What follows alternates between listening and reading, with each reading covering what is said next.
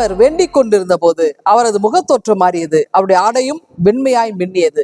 லூக்கா 9:29. இன்றைக்கு நம்முடைய திருச்சபை வரலாற்றிலே ரொம்ப முக்கியமான ஒரு நாள், டிரான்ஸ்பிகரேஷன் டே அப்படின்னு சொல்லுவோம். அதாவது இயேசு கிறிஸ்து மறுரூபமாக்கப்பட்ட ஒரு நாள், அதாவது அவருடைய உருவம் தோற்றம் மாறின ஒரு நாள். இது பார்த்தீங்கன்னா எங்க நிகழ்ந்தது அப்படின்னா, ஒரு சிலர் வந்து எர்மோன் மலைன்னு சொல்றாங்க ஆராய்ச்சியாளர்கள், ஒரு சிலர் தாபோர் மலையில் நடந்திருக்க கூடும் அப்படின்றாங்க. ஏன்னா மலை எந்த மலைன்னு பேர் நமக்கு சரியா தெரியல.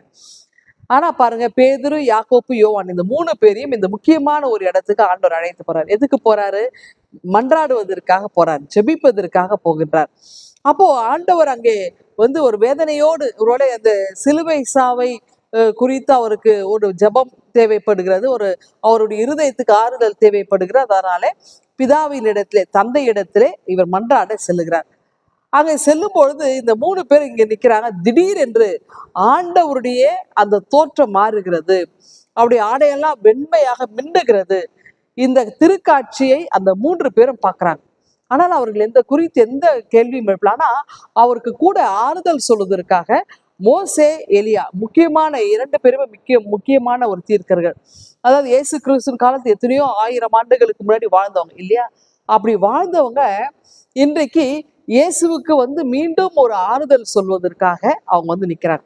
அப்போ இதெல்லாம், இந்த காட்சியெல்லாம் இந்த 3 பேரும் பார்க்கறாங்க.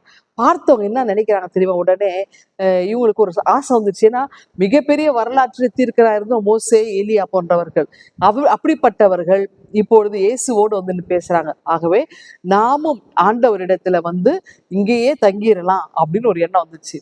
அதாவது உமக்கு ஒரு கூடாரம், எங்களுக்கு ஒரு கூடாரம் போட்டு இங்கேயே நம்ம டென்ட் அடிச்சு உட்கார்ந்துடலாம் அப்படின்ற ஒரு எண்ணம் வந்தது.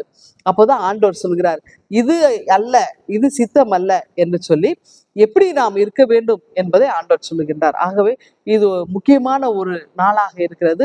இயேசு கிறிஸ்து இதை யாருக்கும் சொல்ல வேண்டாம் என்றும் அவர்கள் கட்டளையிட்டார். ஏனென்றால் அது முக்கியமான ஒன்று. அவருக்கு ஆறுதல் தேவைப்பட்டவர், ஒரு மனுமகனாக இருந்து துன்பத்தை ஏற்க போகிறார். எவ்வளவு பெரிய பாரமான காரியம்! இதற்கு அவருக்கு ஆறுதல் தேவைப்பட்டது. ஆண்டவர் ஆறுதலை பெற்றார்.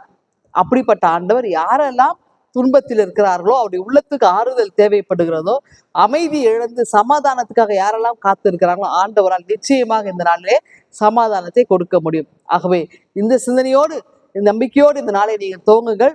ஆண்டவர் உங்களுக்கு சமாதானம் அருளி செய்து உங்களை காப்பாராக. ஆமீன்.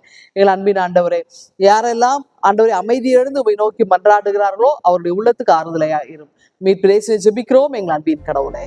ஆமீன்.